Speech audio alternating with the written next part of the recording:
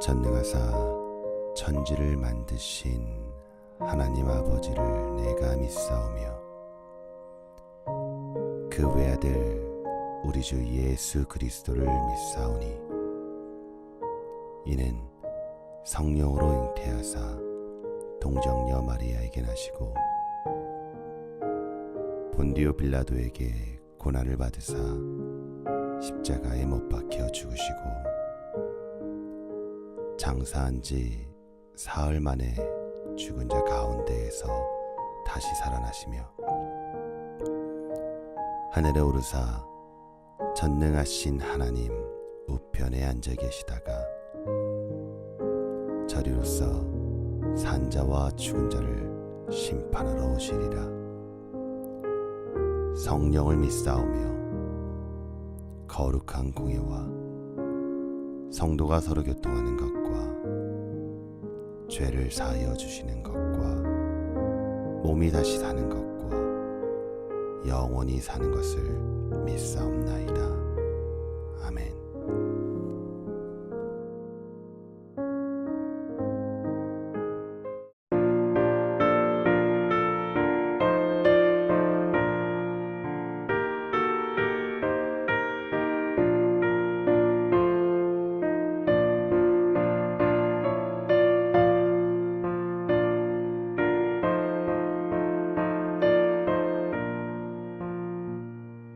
주님의 마음을 못 받는 자 그 맘에 변방이 찾아오면 험악한 세상을 이기니 하늘로부터 이 맘이로다. 주님의 마음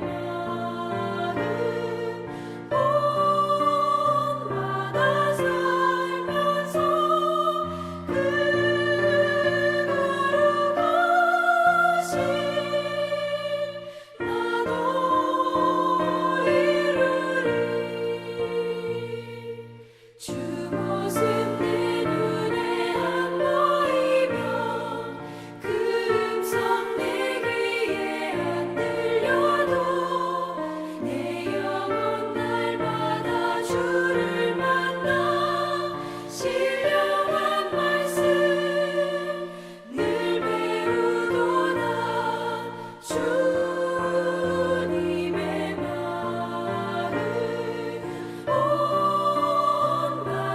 살면서 주님의 그 거룩하심 나도 이루리.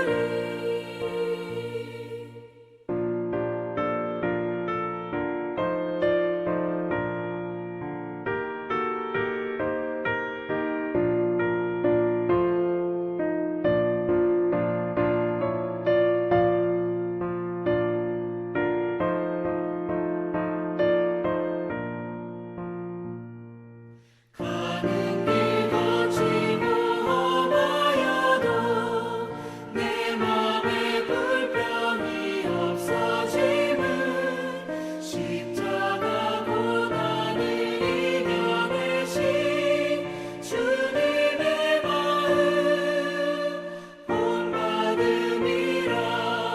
주님의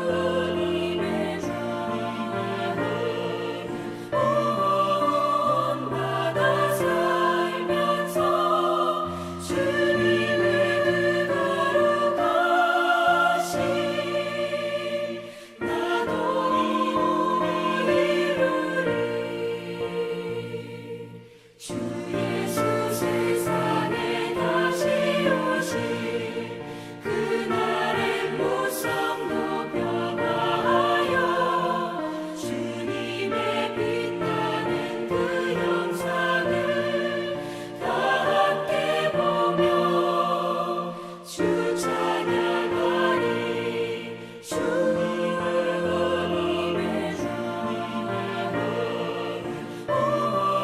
본받아 살면서 주님의 그 거룩하심 나도 이루리.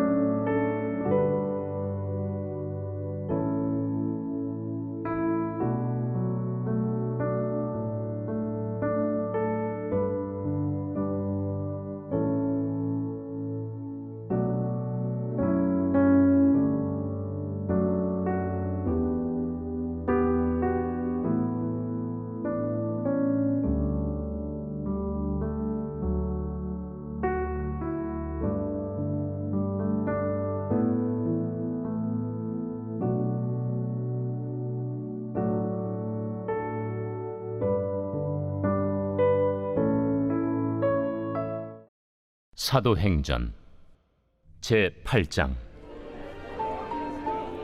주의 사자가 빌립에게 말하여 이르되 일어나서 남쪽으로 향하여 예루살렘에서 가사로 내려가는 길까지 가라. 그 길은 광야라. 일어나 가서 보니 에디오피아 사람 곧 에디오피아 여왕 간다게의 모든 국고를 맡은 관리인 네시가 예배하러 예루살렘에 왔다가 돌아가는데 수레를 타고 선지자 이사야의 글을 읽더라. 성령이 빌립더러 이르시되 이 수레로 가까이 나아가라. 빌립이 달려가서 선지자 이사야의 글 읽는 것을 듣고 말하되 읽는 것을 깨닫느냐? 지도해 주는 사람이 없으니 어찌 깨달을 수 있느냐? 하고 빌립을 청하여 수레에 올라 같이 앉으라 하니라. 읽는 성경 구절은 이것이니 일러스되 그가 도살자에게로 가는 양과 같이 끌려갔고 털 깎는 자 앞에 있는 어린 양이 조용함과 같이 그의 입을 열지 아니하였도다. 그가 굴욕을 당했을 때 공정한 재판도 받지 못하였으니 누가 그의 세대를 말하리요? 그의 생명이 땅에서 빼앗김이로다. 하였거늘 그 내시가 빌립에게 말하되 청컨대 내가 묻노니 선지자가 이 말한 것이 누구를 가리킴이냐?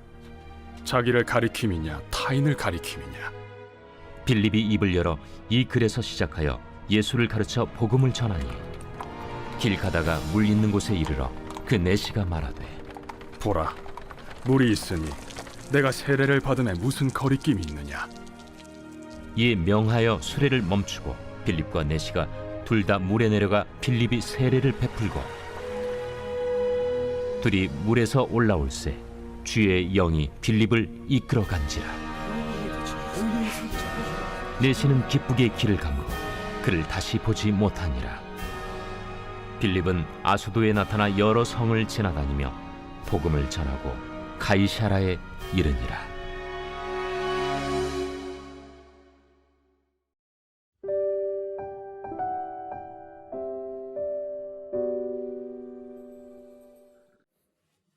사람의 인생에 있어서요, 무엇을 하느냐보다 더 중요한 것은 누구를 만나느냐인 거라고 생각합니다. 누구를 만나느냐에 따라 그 사람의 인생이 바뀌게 되고 달라지게 되는 것을 우리가 보게 됩니다. 특별히 예수님께서 우리와의 만남은 우리의 인생 가운데서 가장 중요한 사건이라고 생각이 듭니다.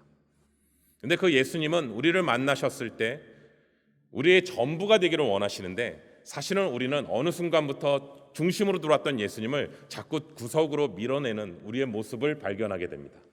반면에 예수님을 마음의 중심으로 둔 사람은 예수님께서 그 자리에서만 머물러 계시는 것이 아니라 예수님을 마음의 중심에 둔 사람들을 계속해서 만나게 하신다라는 것을 우리가 보게 됩니다. 특별히 사도행전의 말씀해 보시면 오늘 8장에서는 빌립과 에디오피아 네시와의 만남이 있다면 사도행전 9장에서는 사도 바울과 아나니아의 만남이 또 있고요, 10장에서는 베드로와 고넬료의 만남으로 연결되는 것을 보게 됩니다. 그래서 성령께서는 하나님의 사람들을, 또 하나님을 만나야 되는 사람들을 꼭 만나게 하신다라는 것을 우리가 성경을 통해서 특별히 보게 됩니다. 오늘 말씀은 특별히 빌립과 에디오피아 네시와의 만남에 대해서 같이 오늘 말씀 가운데 나누려고 합니다. 하나님의 말씀 같이 읽도록 하겠습니다. 사도행전 8장 26절입니다. 주의 사자가 빌립에게 말하여 이르되 일어나서 남쪽으로 향하여 예루살렘에서 가사로 내려가는 길까지 가라 하니 그 길은 광야라. 오늘 말씀의 첫 시작은 주의 사자가라는 단어로 시작합니다. 주어의 주체가 누구냐면 하나님께서 현현하셨던 주의 사자가 빌립에게 말씀하고 계시다라는 것을 본문 말씀 가운데서 얘기합니다. 여러분, 특별히 사마리아 지역에서 지금 빌립 집사가 복음을 전하고 있는데, 그 사마리아 지역은 복음으로부터 소외됐던 지역이고 그들은 열등감에 눌려 있었던 지역이고 유대인들이 늘 멸시했던 지역이고 누구보다도 마음에 많은 상처가 있었던 지역이고 그 삶의 환경 가운데 가장 어두웠던 지역이 바로 사마리아 지역이거든요. 왜냐하면 그 지역에 일어났던 역사들을 보게 되면 귀신 들린 자가 떠나갔다라는 것은 영적으로 눌려 있었던 사람들이 많았다라는 뜻이고, 문둥병자, 병든 자들이 많았다라는 것은 그만큼 육체적인 질병뿐만 아니라 그 마음의 질병이 육신으로까지 펼쳐지는 상황이었다라는 것이죠.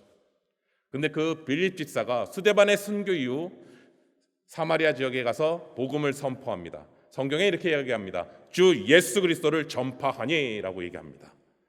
사랑하는 성도 여러분, 주 예수 그리스도가 모든 문제의 근원의 해답이신 줄로 믿으시기 바랍니다. 예수님 이름 자체에 능력과 권세가 있습니다. 우리의 삶 가운데 눌려 있었던 모든 문제들을 예수 그리스도의 이름으로 묶이고 예수 그리스도의 이름으로 결박되고 예수 그리스도의 이름으로 끊어내는 우리 귀한 역사가 있기를 예수 그리스도의 이름으로 축원합니다. 여러분, 사마리아 지역뿐만 아니라요, 오늘을 살아가고 있는 우리 이민사회 가운데서도 동일하지 않나요? 정신적으로 눌려 있고 마음에 채워지지 않는 상처들도 있고 뭔가 모든 환경들이 눌려 있는 그 상황들이 오늘날도 동일하지 않냐라는 거예요. 그런데 그 상황 속에서 우리는 쉽게 마음을 뺏기게 되고 그 상황 속에 눌려 있는 상태로 머물게 되는데 정작 예수 그리스도의 이름의 권세를 놓치고 있지 않냐라는 거예요. 그런데 빌립이 그곳에서 예수 그리스도를 선포하기 시작할 때 기적과 표적과 이사가 나타나는 그 시간들이 일어나게 됩니다. 예루살렘 교회에서 베드로와 요한이 그 소식을 듣고 사마리아 지역에 갑니다. 그곳에서 또 예수 그리스도의 복음을 선포합니다. 엄청난 역사가 일어납니다. 성령 세례까지 임하게 됩니다. 그래서 성경은 8절에 뭐라고 표현하냐면 사마리아 성에 큰 기쁨이 있더라라고 얘기합니다. 여러분, 사마리아 성엔 기쁨이 없었습니다. 모든 게 다 불평등했고 눌려 있었습니다. 그런데 그 성에 예수 그리스도의 이름이 선포되니 그 성이 큰 기쁨이 충만했다라고 말씀하고 있습니다. 저와 우리 귀한 선생님 기억하십시오. 이 세상에 어떠한 것도 우리에게 기쁨을 줄 수 있는 것은 없습니다. 오직 예수 그리스도만이 우리의 기쁨이심을 믿으시기를 예수 그리스도의 이름으로 축원합니다. 이러한 역사들이 일어난 거예요. 사마리아 지역이에요. 그런데 그때 하나님 성령께서 빌립에게 뭐라고 얘기하시면 너는 지금 이제 가사로 가라고 하는 거예요. 성경에서는 이렇게 표현합니다. 성령의 이끌림을 받았다라고 얘기합니다. 여러분, 성령의 이끌림을 받았다, 이 단어는요, 우리의 육체와 이성으로 살아가는 게 아니라 우리의 육체와 이성 모든 것조차가 성령의 지배를 받았다라는 거예요. 생각과 뜻과 마음과 언어와 행동과 모든 것들이 성령의 지배를 받았다라는 뜻이에요. 그래서 빌립이 그 말씀 앞에 반응합니다. 그리고 가사로 내려가게 됩니다. 그 가사가 어떤 곳인지 말씀 볼까요? 사도행전 8장 27절부터 28절입니다. 우리 다 같이 읽겠습니다. 일어나서 가서 보니 에디오피아 사람 곧 에디오피아 여왕 간다게의 모든 국거를 맡은 관리인 네시가 예배하러 예루살렘에 왔다가 돌아가는데 수레를 타고 선지자 이사의 글을 읽더라. 성령이 빌립더러 이르시되 이 수레에 가까이 나아가라 하시거늘. 여러분, 첫 번째 우리가 말씀 가운데 일어나서 가니라는 단어를 한번 보시겠어요? 일어나서 가니는 그냥 우리가 읽기에 일어나서 가니라는 뜻이겠구나라고 하는데 헬라어 성경에서는 이 단어를 어떻게 표현하냐면 동사입니다. 적극적인 행위의 동사입니다. 다시 말씀드리면 지금 사마리아 지역의 복음이 확장되고 있는 시점에서 하나님 여기가 너무나 중요한데요. 여기가 너무나 중요한데 좀 나중에 가면 안 될까요? 그게 아니라 듣자마자 바로 내려놓고 바로 순종으로 가사까지 갔다라는 뜻이에요. 망설임이 없었다라는 뜻이에요. 그 음성을 들었을 때. 그리고 또 하나는 빌립이 단 한 사람을 만나러 가는 그 가사라는 지역은 성경에서는 나와 있지 않지만 지리적으로는 사마리아에서 가사까지는 130km예요. 130km를 대중수단을 이용하는 게 아니라 걸어서 가는 겁니다, 지금. 그리고 성경에서는 그곳이 어떤 곳이냐라고 얘기하냐면 끝에 광야라고 표현하고 있는데 그 원어의 뜻은 이거예요. 그곳은 사람이 살지 않는 곳이다라고 얘기하는 거예요. 여러분, 가만히 생각해보세요. 사마리아에서 엄청난 역사들이 있는데 지금 가야 될 곳은 사람이 없는 곳이라는 거예요. 그리고 그곳을 향해 130km를 가라는 거예요. 그곳을 내려가는 가운데서 가사에서 한 사람을 만납니다. 근데 성경에서는 이렇게 표현합니다. 그 사람은 이디오피아 사람이다. 이방인이다. 그리고 여왕 간다게의 국고를 맡은 사람이다. 국고는 재정부 장관을 맡은 사람이거든요. 그리고 최측근이라는 뜻이죠. 여러분, 가만히 또 생각합니다. 여기서 결정적인 단어로 그 사람을 소개합니다. 그 사람은 바로 네시다라고 얘기하는 겁니다. 그 네시는 자연적으로 태어날 때부터 네시가 아니라 어떤 선택을 위해서 스스로 고자가 된 사람을 얘기합니다. 그렇다면 이 에디오피아 네시는 왜 스스로 거세를 했을까? 성경의 단어 가운데 힌트는 뭐냐면 간다게 여왕의 최측근이다라고 표현하고 있습니다. 여왕의 채찍꾼으로 옆에 있으려면 가장 안전한 방법은 남자는 거세를 하는 것입니다. 그 자리의 위치까지 성공하기 위해서 거세를 하면서까지도 그 위치를 올라갔던 사람입니다. 그런데 그 위치에 올라갔는데 그 다음에는 내려가는 것이 보였을 것이고 자신의 인생 가운데 허무감이 찾아온 것이지요. 여러분, 파스칼은 이런 얘기를 합니다. 우리의 사람 마음의 공간 중에 하나님만이 채우시는 공간이 있다. 우리는 다른 어떤 걸로 그 공간을 뭔가 채우려고 하는데 채우면 채울수록 오히려 더 목마른 것을 보게 됩니다. 이민사회에서 더 열심히 사셨고 누구보다도 더 헌신하시고 누구보다도 자녀 양육을 위해서 했는데 어느 순간 찾아오는 그 허전함이요. 근데 그 에디오피아 내시는 그 허전함을 하나님 앞에 예배드리는 것으로 생각하기 시작합니다. 그래서 그가 이디오피아에서 예루살렘까지 오게 됩니다. 성경학자들이 얘기하기로는 에디오피아에서 예루살렘까지 오고 가는 길이 최소한 6개월은 걸렸을 것이다 라고 얘기합니다. 본인만 움직이는 것이 아니라 많은 수행원들이 따라왔을 것이고요. 그리고 한 나라에 6개월을 비우고 온다라는 것은 그가 얼마만큼 그 빈 공간에 갈망하는 마음이 있었는지를 볼 수 있는 사건이라고 생각합니다. 하나 때문입니다. 예루살렘에서 예배드리는 거예요. 이거 하나요. 그 하나를 가지고 예루살렘으로 온 것입니다. 그런데 정작 예배를 드리지 못합니다. 3개월의 이상의 시간을 통해서 예배 장소를 예배드리러 왔는데 들어오지 못합니다. 왜요? 신명기 23장 1절 말씀에 고안이 상한 자나 음경이 잘린 자는 여호와의 총회에 들어오지 못하니라. 고자기 때문에 예배를 드릴 수가 없습니다. 그냥 와서 드린 예배가 아니라 많은 시간들을 희생하며 헌신하며 자신의 그 빈 마음을 채우고자 하는 그 마음으로 왔던 그 장소인데 정작 예배를 드리지 못합니다.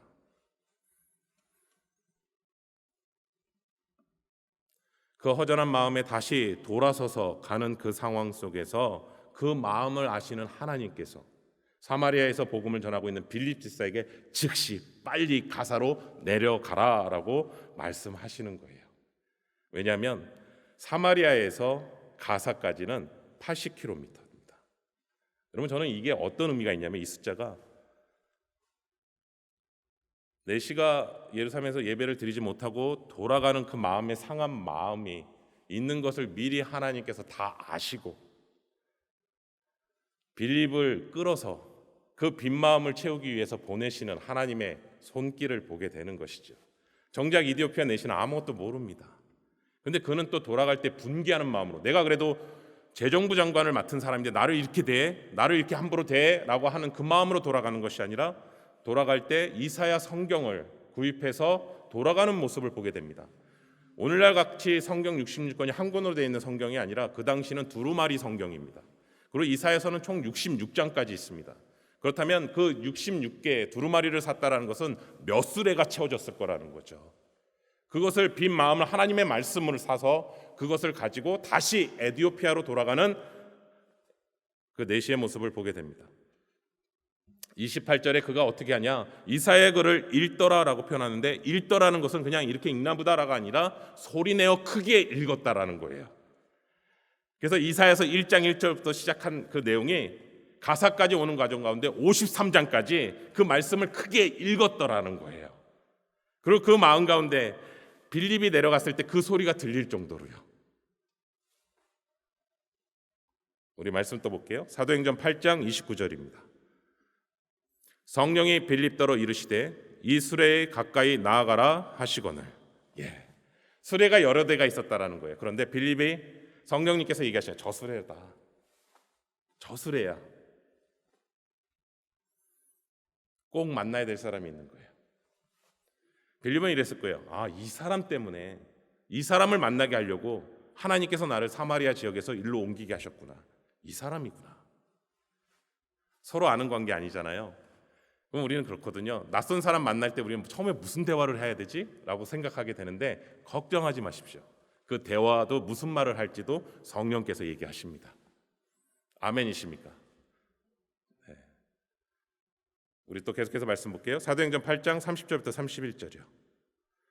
빌립이 달려가서 선지자 이사야의 글을 읽는 것을 듣고 말하되 읽는 것을 깨닫느냐 대답하되 지도해 주는 사람이 없으니 어찌 깨달을 수 있느냐 하고 빌립을 청하여 수레에 올라 같이 앉으라 하니라. 빌립이 달려가서라는 단어, 빌립이 달려갔다라고 표현하고 있거든요. 저는 특별히 이 본문은요, 이사야 성경의 내용이 잘 암축되어 있는 것 같아요. 여러분, 이사야서 40장 31절 말씀 우리가 다 아시는 말씀입니다. 오직 여호와를 앙망하는 자는 새 힘을 얻으리니 독수리가 날개치며 올라감과 같을 것이고 다른 박질하여도 곤비하지 아니하였고 걸어가도 피곤치 아니하리로다. 그 약속의 말씀이 실제로 되는 것 같아요. 이 빌립의 모습 속에서 전혀 피곤하지 않아요.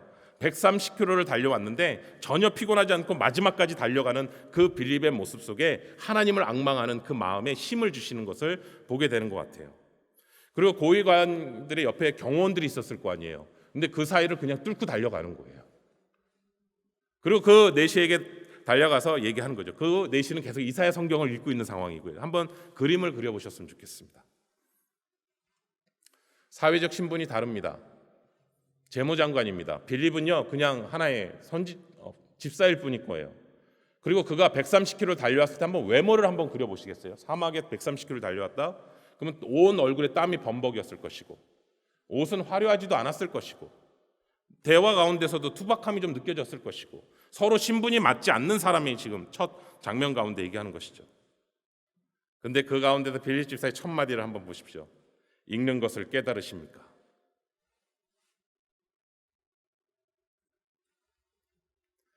직분과 타이틀이 중요하지 않습니다. 내시가 이렇게 얘기합니다. 오히려 저는 이게 더 은혜입니다. 나는 모릅니다.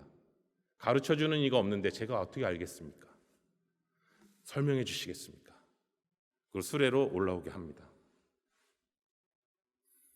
여러분, 우리가 다른 사람을 대할 때 밑으로 대하는 이유는요, 내가 그만큼 그러한 시각으로 살아가고 있다는 것입니다. 근데 하나님을 경외하고 하나님을 갈망하면 어느 누구도 차별적으로 바라보지 않습니다. 그리고 그 가운데서 이 구절에 대한 설명을 합니다. 한번 내시의 겸손한 마음으로 다음 구절을 읽어볼까요? 나는 모릅니다. 이것을 정말 가르쳐 주십시오. 그 마음으로 한번 오늘 말씀을 읽어보겠습니다. 사도행전 8장 32절부터 34절입니다. 읽는 성경 구절은 이것이니 일러스되 그가 도살자에게로 가는 양과 같이 끌려갔고 털 깎는 자 앞에서 있는 어린 양이 조용함과 같이 그의 입을 열지 아니하였도다. 그가 굴욕을 당했을 때 공정한 재판도 받지 못하였으니 누가 그의 세대를 말하리요? 그의 생명이 땅에서 빼앗김이로다 하였거늘. 그 내시가 빌립에게 말하되 청컨대 내가 묻노니 선지자가 이 말한 것이 누구를 가리킴이냐? 자기를 가리킴이냐? 타인을 가리킴이냐? 특별히 사도행전 저자 누가는 이디오피아 내시가 있는 이 구절이 이사야서 53장 7절부터 8절 말씀을 가져옵니다. 그리고 내시가 정말 궁금한 내용은 34절에 있는 말씀입니다. 이사야서는 총 66장으로 되어 있습니다. 1장부터 39장까지는 전반부인데요. 하나님의 경고하심에 대해서 나옵니다. 그리고 40장부터 66장까지는 이스라엘의 회복과 위로에 대해서 말씀하고 계십니다. 그런데 특별히 지금 53장의 이 내용은 이 내용 가운데 하나님께서 요약한다면 40장부터 66장까지의 내용은 이것입니다. 첫 번째는 이겁니다. 땅끝까지 회복이 되어야 된다. 두 번째는요, 고난받는 종이 오면 그 땅끝은 회복될 것이다 라는 내용이 압축된 내용입니다. 그래서 이 말씀을 통해서 예수님이 죽으시고 부활하셨던 그 사건, 주셨던 말씀, 우리가 잘 아는 사도행전 1장 8절 말씀, 오직 성령이 너희에게 임하시면 너희가 권능을 받고 예루살렘과 온 유대와 사마리아와 땅끝까지 이르러 내 증인이 되리라. 땅끝까지 내 증인이 되리라 라는 이 약속의 말씀이 이사야서 40장부터 66장까지의 약속의 말씀을 압축한 구절입니다. 그래서 지금 그 말씀을 읽고 있는 거예요. 지금 에디오피아 내시가요. 그래서 빌립은 이 말씀을 시작으로 예수 그리스도를 소개하기 시작하는 것이죠. 53장의 이 말씀과 기독교와 유대교가 갈리게 됩니다. 유대교는 아직도 정치적인 메시아가 오지 않았다고 보고 있는 것이고 우리 기독교는 예수 그리스도께서 오셨다라고 믿는 거예요. 그런데 53장에서 갈려지게 돼요. 왜 유대인들은 53장의 이 사건을 믿지 않냐면 정치적으로 다윗과 같이 힘 있는 왕으로 오실 분인데 어떻게 이런 메시아의 모습이 있을 수 있냐라고 해서 53장을 건너뜁니다. 그런데 우리 기독교는 53장의 이 사건은 바로 예수 그리스도를 가리킨 사건이에요. 만왕의 왕이시지만 고난받는 종으로 오셔서 우리의 죄의 문제를 해결하시고 우리를 죄로부터 구속함을 다 벗어던지게 하시고 예수 그리스도만이 구원이심을 드러나는, 그래서 땅끝까지 이뤄서 이 복음의 소식이 전해져야 된다라는 사실을 우리는 믿음으로 고백하는 것이거든요. 그리고 그 예수 그리스도께서 죽으셨을 뿐만 아니라 다시 부활하시고 승천하셔서 하나님 보좌의 우편에 앉아 계셔서 우리를 중보기도 하시고 마지막 때에 재림하시는 그 주님으로 오신다라는 것을 말씀하는 것이죠. 그래서 이 사실을 빌립이 얘기하는 거예요. 고난받는 종, 잠잠히 양털을 깎이는 그 양, 변명하지 못하고 죽는 그 모습, 그분은 바로 예수 그리스도라는 것이죠. 그분은 과거에 오신 분이 이미 오셨다라는 거예요.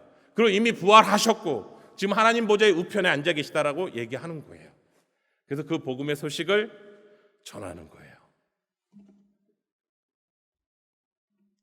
그게 바로 700년 전 이사야가 예언했던 그 메시아가 오셨다라는 거예요. 그 얘기를 빌립 집사에게 전하는 거예요. 저는 이 말씀을 보면서 이런 상상을 하게 돼요. 사마리아 지역에 예수 그리스도의 복음을 뜨겁게 전했는데 이 빌립 내시에게 전했던 이 복음도 얼마나 뜨거웠을까. 여러분 우리도 알잖아요. 신앙생활 이렇게 같이 하다 보면요, 이렇게 냉랭하신 분이랑 대화하면요, 나도 냉랭함이 전염되는 거 아세요? 그리고 뜨거운 분을 만나시잖아요. 그럼 그 뜨거움이 전염이 또 돼요. 그렇죠? 그래서 그 복음을 전하게 되니까 빌립이 내시가 반응을 하게 돼요. 오늘 말씀을 또 보겠습니다. 사도행전 8장 36절이요. 우리 다 같이 읽겠습니다. 길 가다가 물 있는 곳에 이르러 그 내시가 말하되 보라 물이 있으니 내가 세례를 받음에 무슨 꺼리낌이 있느냐라고 얘기합니다. 복음을 듣고 나서 그가 반응했던 반응은 뭐냐면 빌립이 세례를 받아라라고 얘기하지 않았어요. 그의 반응은 뭐냐면 내가 세례를 받을 수 있는지, 나에게 세례를 주세요라고 얘기하면 내가 세례를 받을 수 있는 꺼리낌이 없는지를 좀 확인해 주십시오라고 얘기하는 거예요. 세례를 나한테 주세요라고 얘기하는 게 아니라 내가 정말 세례를 받기에 꺼리낌이 없는지를 봐요. 여러분 저는 이것을 통해서 우리가 하나님께서는 우리를 1대1로만 부르신 게 아니라 교회 공동체로 부르셨다라는 것을 보게 돼요. 그냥 우리가 각 사람만 한 분 딱 부르고 그냥 끝나는 것이 아니라 교회 공동체로 부르셨다라는 걸 보게 돼요. 아무리 개인적인 체험이 있다 하더라도 하나님의 말씀으로 검증을 받으셔야 되고 또 공동체적으로 검증을 받아야 된다라는 거예요. 왜요? 하나님은 질서의 하나님이시기 때문에. 내가 세례받기에 꺼리낌이 없는지, 내가 지금 이 고백을 하는 게 정말 믿음의 고백인지 그것을 봐달라는 거예요. 그리고 모든 부분이 교회 안에서, 우리가 그리스도 안에서 서로 함께 지어져 간다라는 것은 또 함께 서로 깎여가는 거 아닌가요? 그래서 가나안 성도의 안타까움은 뭐냐면 하나님과의 1대1은 될지 모르겠어요. 그러나 교회 공동체로서 허락하신 것은 잃어버리고 있는 것이죠. 그리고 서신서를 유심히 보시면 개인에게 주신 게 아니라 그 교회 공동체에게 주신 말씀이에요. 그래서 그 교회 공동체가 받아야 되는 그 말씀인 것을 보게 되죠. 이거 하나 때문에 130km를 달려온 거예요. 빌립은요. 이 한 사람, 이디오피아 내시 이 한 사람 때문에요. 우리 또 말씀 같이 읽겠습니다. 사도행전 8장 39절입니다. 둘이 물에서 올라올새 주의 영이 빌립을 이끌어간지라 내시는 기쁘게 길을 가므로 그를 다시 보지 못하니라. 사도행전 8장에 나와 있던 단어 주의 사자, 주의 영, 성령, 이 모든 일들을 지금 성령께서 주도하고 계시다라는 것을 성경을 통해서 다시 한번 얘기하는 거예요. 빌립과 이디오피아 내시에 만난 성령께서 시작을 하셨고 성령께서 만나게 하셨고 성령께서 이끌어 가시는구나라는 것을 보게 됩니다. 그리고 이끌어 갔다라는 단어의 표현은요 이거예요. 잡아채서 가다라는 뜻이에요. 이끌어 가다라는 뜻은요. 데살로니가전서 4장 17절 말씀에 이렇게 있거든요. 주님께서 공중에서 재림하실 때 하나님을 믿는 우리들을 끌어올리신다고 하거든요. 구름 위로. 그때 끌어올리다라는 단어가 바로 이끌어가다 이 단어와 똑같은 단어예요. 그러니까 성령께서 강권적으로 확 이끌어 가시는 거죠. 왜 그랬을까? 예, 보내셨을 때도 성령께서 이끄셨지만 가는 것도 또 성령께서 이끌으신다라는 거예요. 그러니까 시작과 끝이 다 성령께서 하신다라는 거예요. 사역을 마친 후에 그에게 더욱더 그 이디오피아 내시에게도 성경에 또 다른 단어 하나 넣습니다. 그가 기쁘게 돌아갔다. 기쁘게. 아까 8절의 말씀에서 사마리아 성에 큰 기쁨이 있었다라는 단어가 이제는 이디오피아 내시 마음 가운데 기쁘게 그 마음으로 또 흘러가는 것을 보게 됩니다. 저는 영적 체험을 한번 하고 나면 기쁩니다. 그런데 그 기쁨이요 그렇게 많이 오래 가진 않습니다. 언제 그 기쁨을 계속해서 유지할 수 있는가? 그리스도와 나와 연관이 될 때입니다. 하나님께서 우리에게 복음을 전했을 때 들을 때도 기쁨이 생기지만 그 기쁨은 계속해서 오래 가지는 않아요. 근데 그 그리스도의 말씀이 나와 연관이 될 때 계속해서 기뻐지는 거예요. 그리스도인이 되어지는 거예요. 여러분에게 질문합니다. 53장 읽고 나서 세례받고 너무 기쁘다 이러고 그냥 이디오피아 내시가 남은 시간을 걸어갔을까? 아니요. 저는 53장에서 54장 읽었을 거라고 생각하고요. 55장을 읽었을 거라고 생각하고요. 56장도 읽었을 거라고 생각합니다. 그런데 우리 한번 56장을 한번 주목해 볼까요? 이사야서 56장이요. 이사야서 56장 3절부터 5절입니다. 우리 다 같이 좀 큰 목소리로 같이 읽어주시겠어요? 큰 목소리로 읽겠습니다. 시작. 여호와께서 연합한 이방인은 말하기를 여호와께서 나를 그의 백성 중에서 반드시 갈라내시리라 하지 말며 고자도 말하기를 나는 마른 나무라 하지 말라.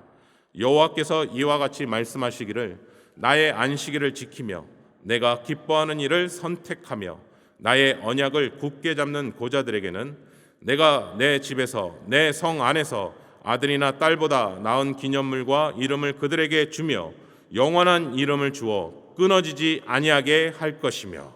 아멘. 저는 이디오피아 내시가 이 56장 이 말씀을 읽으면서 수레에서 뛰었을 거라고 생각합니다.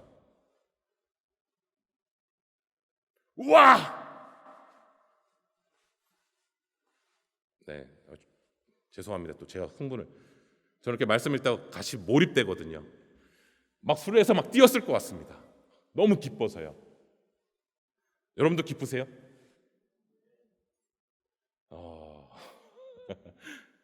여러분이 기쁘지 않은 이유 뭔지 아세요? 이렇게 별로 반응이 별로 없는 이유는요. 정확하게 얘기할게요. 여러분이 고자가 아니기 때문에 그렇습니다. 예, 여러분 고자 아니거든요. 그러니까 전혀 기쁘지 않아요. 근데 반면에 역으로 얘기해 볼게요. 나와 상관 있는 말씀에 여러분 냉랭하게 반응하시나요? 아닐걸요? 이 말씀이 나와 연관이 될 때는 반응이 다를 거라고 생각하는데요. 이디오피아 내시는 육체적인 그릇이 깨졌습니다. 고자입니다. 다시 회복할 수가 없습니다. 깨어진 그릇입니다. 그리고 그는 한 번도 자녀를 낳을 거란 생각 해본 적도 없습니다. 그것을 끊었을 때는요. 한 번도 희망이라는 단어가 한 번도 없었습니다. 여러분 우리에게 또 동일하게 질문합니다. 우리도 예수 그리스도를 믿음으로 말미암아 우리는 고자처럼 육체적인 것은 끊어지지 않은지는 모르겠지만 우리의 자아는 여전히 꿈틀거리고 있지 않나요? 예수 그리스도가 전부라고 얘기하지만 여전히 내 생각은 아니야. 그래도 여전히 우리 안에 탐욕은 얼마나 많은가요? 차라리 이디오피아 내시는 그 탐욕으로 인해서 그 자리에 올라가기 위해서 그것을 끊었다면 오늘 살아가고 있는 우리 역시도 탐욕이라는 것을 통해서 물질의 탐욕, 성의 탐욕, 명예의 탐욕, 성공의 탐욕, 그것이 우리 안에 예수 그리스도를 믿음에도 불구하고 여전히 꿈틀거리고 있는 우리의 탐욕은 있지 않나요? 정확하게 얘기하면 예수 그리스도를 믿었음에도 불구하고. 여러분 한국에서요 베스트셀러 됐던 기독교 서적 중에 두 권의 책이 같은 해에 베스트셀러가 됐어요. 첫 번째는 어떤 책이냐면 조엘 어스틴의 긍정의 힘이라는 책입니다. 굉장히 많이 읽혀졌어요. 베스트셀러가 됐어요. 그런데 그 시대에 그 해에 똑같이 베스트셀러 됐던 책이 뭔지 아세요? 내려놓음이라는 책이에요. 이용규 선교사님의. 여러분 가만히 생각해보세요. 두 책이 공존할 수 있는 책인가요? 네.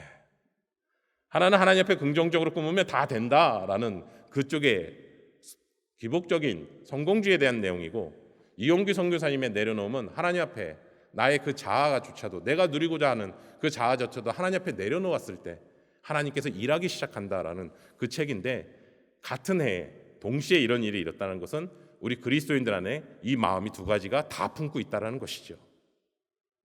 그러면 그거의 경계선은 뭘까? 탐욕이요. 내가 예수를 믿어도 성공하고 싶은 마음이 계속 끌려가는 것이고, 내가 예수 그리스도를 만남을 통해서 예수 그리스도의 일하심을 나를 내어드리는 것이고, 다르지 않나요? 그 차이는 뭘까? 탐욕이요. 그 탐욕은 옛 자아요. 예수 그리스도, 갈라디아서 내가 예수 그리스도와 함께 십자가에 못 박혀 죽었나니 내가 산 것이 아니라 내 안에 계신 예수 그리스도께서 사신 것이라. 갈라디아서 2장 20절의 그 말씀이 탐욕에 대한 부분들을 분명하게 선을 긋는 것이잖아요. 그렇지만 저는 오늘 말씀을 통해 다시 한번 희망을 발견합니다. 그 탐욕스러운 마음을 쫓아가고 있는 나를 향해 대신 끊어주신 주님, 여전히 회복될 수 없다라고 나는 지금 생각하고 눌려있는 이 상황 속에, 아니 예수 그리스도의 십자가로 말미암아 부활하심으로 말미암아 너는 다시 일어설 수 있어 라고 말하시는 주님, 저는 이제는 다 포기했습니다. 아무것도 할 수 없습니다. 이제는 아무것도 나아갈 수 없습니다. 아니, 내가 너를 대신해서 모든 것들을 다 감당했고 나는 너를 한 번도 포기한 적이 없어. 그 주님의 마음이 우리를 터치하지 않냐는 거예요. 탐욕으로 향해 나가고 있지만 여전히 주님은 우리를 끝까지 붙들고 계시잖아요.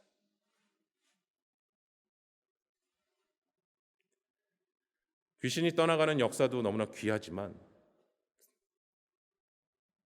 말씀 안에서 누리는 기쁨, 그 말씀이 나와 연관이 되고 그 말씀이 믿어지고 그 말씀대로 사라질 수 있는, 예수 그리스도에 대해서 지식에 대해서 많이 알지만 정작 예수 그리스도께서 하나님 안에서 일어나는 그 일과 역사를 체험하지 못하는 그 신앙의 간격이 아니라 이 약속의 말씀이 예수 그리스도 안에서 능력이 되시며 지금도 살아계시고 역사하시는 하나님이 되심을 체험하며 나아갈 때 그것이 바로 예수 그리스도의 이름의 능력 아닌가요? 그 마음을 회복하기를 원하신다는 것이죠. 맥스 누케이도 목사님이 쓴 책 중에 은혜라는 책이 있는데요. 이 책은 실화를 바탕으로 쓴 책입니다. 내용이 있습니다. 이런 내용이 있어요. 2010년도에 있었던 일입니다. 한 미국 부모 가정에 일어나서는 안 될 일이 하나 펼쳐집니다. 자신의 딸이 외동딸이었던 테일러라는 딸이요, 스키를 타다가 사고를 당해서 식물인간이 됩니다. 병원에서는 더 이상 이 아이가 살아날 수 없다라고 판명을 하게 됩니다. 그래서 그 부모가 결정을 하게 됩니다. 어떤 결정을 하게 되냐면 장기 기증을 하게 됩니다. 그래서 그 아이의 장기 기증을 이제 하게 된 거죠. 주변에 병원을 연결해서. 그래서 그 아이의 심장은요, 윈터스라는 아이에게 이식이 됩니다. 그래서 윈터스라는 아이가 한 번도 태어나면서 이렇게 자라면서 밥을 앉아서 먹은 적이 없었던 거예요. 심장이 너무 약해서. 그래서 항상 누워서 먹었던 아이입니다. 그래서 심장 이식을 받고 나서 6개월의 재활 훈련을 통해서 이제 걸을 수 있고 건강한 아이로 이제 자라난 거죠. 윈터스의 어머니가 너무나 감사한 거예요. 이 심장 이식을 해준 그 부모님이. 그래서 수소문 끝에 연락을 하게 됩니다. 테일러의 어머니는 타라라는 어머니인데요. 어디서 사냐면요, 휴스턴에 살아요. 그리고 이 윈터스의 그 어머니는 애리조나 피닉스에 살고요. 그래서 비행기 티켓을 보내줍니다. 한번 오시라고. 그래서 그 어머니가, 타라 어머니가 이제 애리조나에 오게 됐죠. 근데 미국에선 그게 뉴스화됐어요. 기사화됐고요. 그 만나는 장면을요. 그래서 이제 만나고 허그하고 그리고 이제 집으로 안내하는 것이죠. 그리고 이제 초인종을 누릅니다. 초인종을 누르니까 윈터스라는 아이가 나옵니다. 타라 어머니는 그 아이를 안고 엉엉 웁니다. 왜냐하면 이 아이의 심장은 자신의 딸이잖아요. 그리고 이제 방 안에 들어가서 대화를 나눕니다. 윈터스 어머니가 저희가 선물을 하나 준비했습니다. 그 선물을 드립니다. 근데 그 선물의 내용이 더 이슈화됐어요. 그 선물이 뭐였냐면 청진기였습니다. 이 청진기로 우리 딸의 심장을 대보세요. 당신의 딸의 심장 소리를 들어보세요. 그래서 그 청진기를 귀에 꽂고 그 아이의 심장에 댑니다. 심장이 두근두근합니다. 두근두근, 두근두근. 그 아이의 심장은 자신이 사랑했던 그 딸아이의 심장입니다.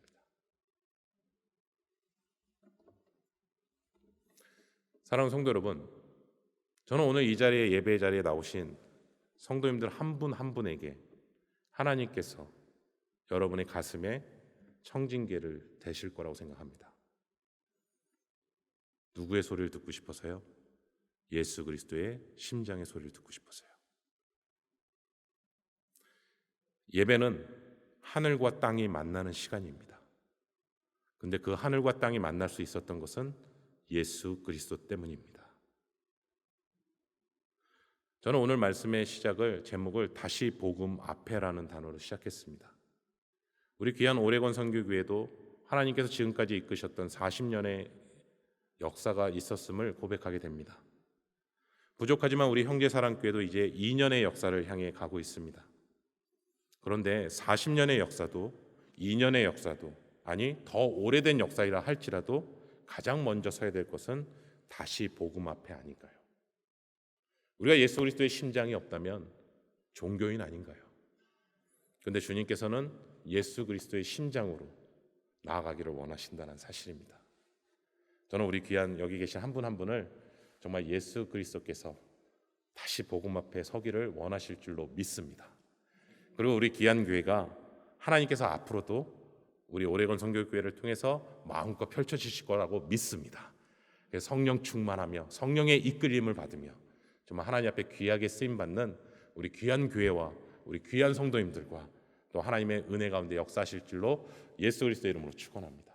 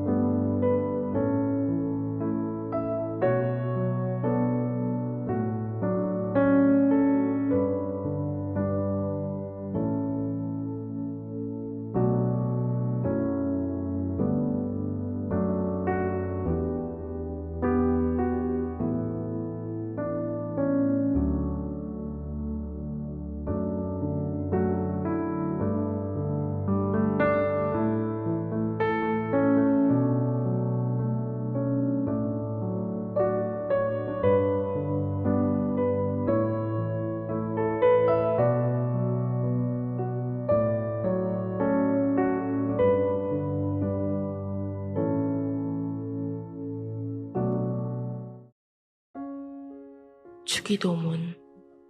하늘에 계신 우리 아버지여, 이름이 거룩히 여김을 받으시오며 나라의 임하옵시며 뜻이 하늘에서 이룬 것 같이 땅에서도 이루어지이다. 오늘날 우리에게 일용할 양식을 주옵시고 우리가 우리에게 죄지은 자를 사하여 준 것 같이 우리의 죄를 사하여 주옵시고 우리를 시험에 들게 하지 마옵시고 다만 악에서 구하옵소서. 대개 나라와 권세와 영광이 아버지께 영원히 있사옵나이다. 아멘.